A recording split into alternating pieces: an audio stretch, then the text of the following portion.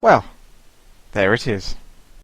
Hello and welcome to another Starcraft 2 commentary. This is WTii here and it's a 1v1 on the map Desert Oasis. It's between Freddie as the blue Terran and some guy called WTii as the red Terran.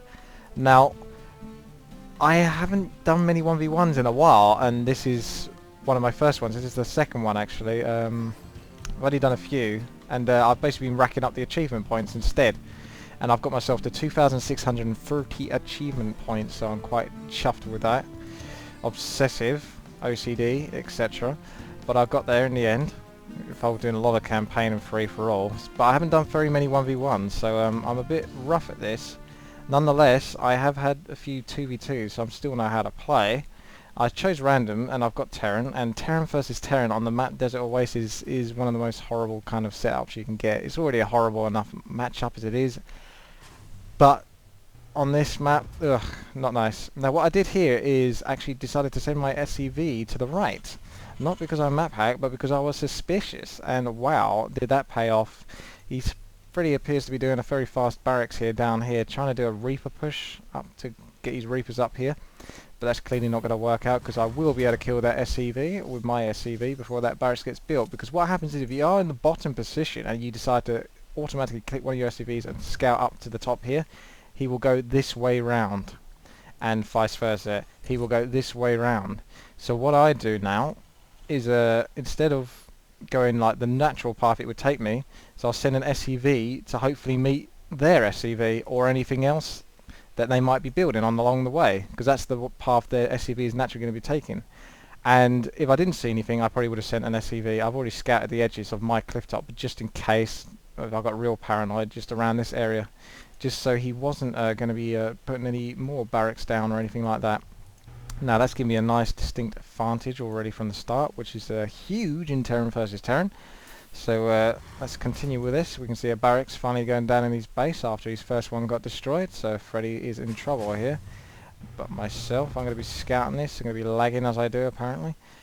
Yeah, getting a good look around. I can see double refineries, so that says to me that he's not really going to be wanting to make too many Marines. He's going to be wanting to go down the tech path as well, which is the same route I'm going to be taking because I've just got my double extractor done as well. So meanwhile, I'm going to be only probably making a few Marines at tops. The tech lab at his barracks does make me suspicious, to be honest. It can either mean Marauders or Reapers, and since it's such a long distance between both bases, I don't think it's going to be Marauders, especially since he tried to Reaper rush me earlier. And most people have habits, die-hard habits, and they just have to get Reapers out no matter what. So he's putting down his command center, his orbital command. I'm doing the same. Very similar at this moment. However, I have had the advantage of blocking off one of his attacks, and I've probably got my tech going a bit quicker than him. Yeah, he's got quite a lot of gas, but not the minerals to support it just yet. So I'm hanging around here as best as I can just to make sure there is a Reaper that comes out of there.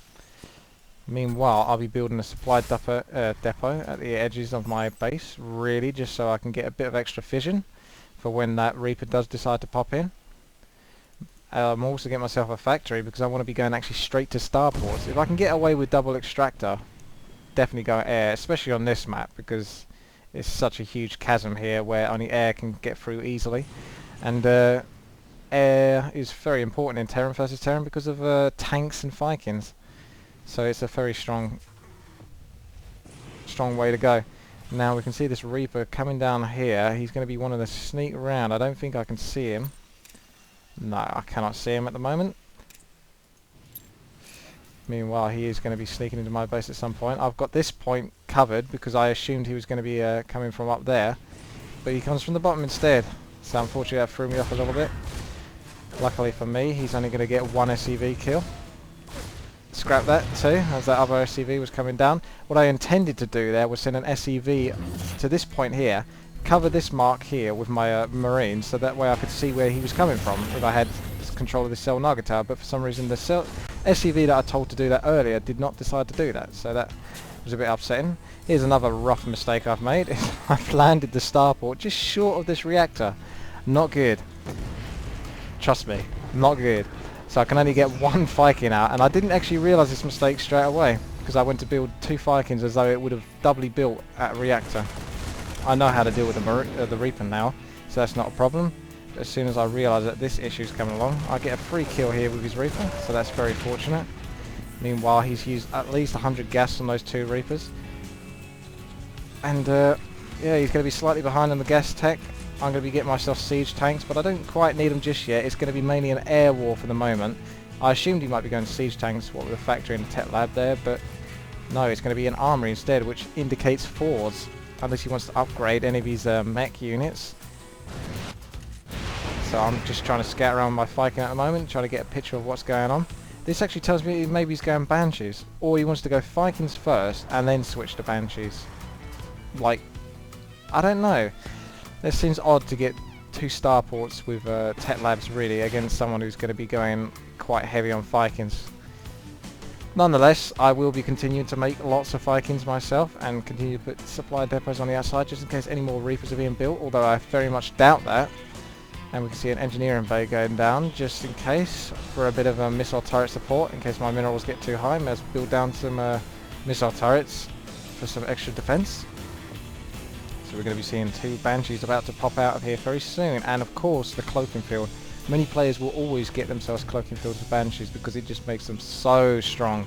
They're already very strong units, but when they go invisible, oh boy, are you in trouble unless you've got some sort of detection. So make sure you get detection if you see Banshees or starports with tech labs, because there will inevitably be Banshees coming along.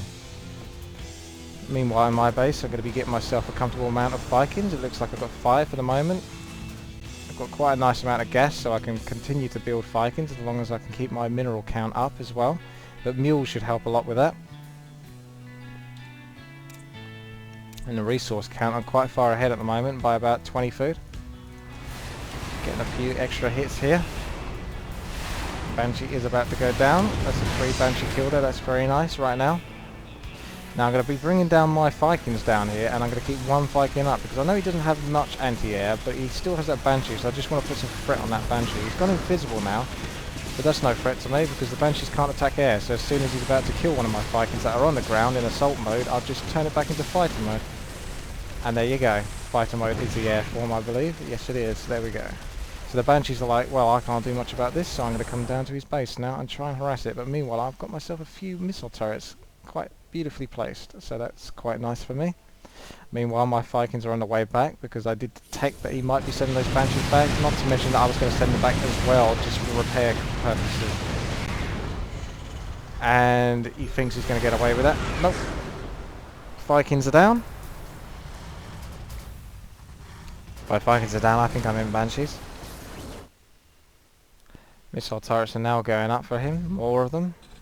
He's got way too many resources at the moment. He needs to keep those down if he wants to stay ahead, which he won't be able to stay ahead considering he's had such a poor lead at the moment. 50 food lead for me. It's looking somewhat comfortable, I would admit, to be honest. So I've got a few siege tanks, a few marines just to support those siege tanks that were originally built at the start, and a couple of Vikings are sitting on one of the siege tanks just in case they get ganked by Banshees, although it's unlikely considering how much of a loss the enemy has taken so far. By the enemy I mean Freddie. So we can see that he appears to be upgraded, so he did get the armory for the air upgrades rather than an actual 4 by the looks of it, which is an unusual path to take, but it's doable. But it should really only be done if you have the advantage, the air superiority, or a lot of air units basically. The upgrades aren't going to make much difference on just a few air units. So we can see he's also getting himself a fusion core in his base. Well, he's going to need to get tech labs with those starports, otherwise he won't be able to build the battle cruisers, since the fusion core is essentially only for battle cruisers now, due to the fact that Hunter Seeker missile got changed in one of the previous patches, so you no longer need a fusion core for that, I believe. Now I've got more Vikings than him, as I should do, due to winning all the previous wars, and I'm going to comfortably take them out. My siege tanks are going to get into a nice position here, siege up, and he's in a horrible situation right now. Vikings can cover these siege tanks beautifully with the air support and give some more air support.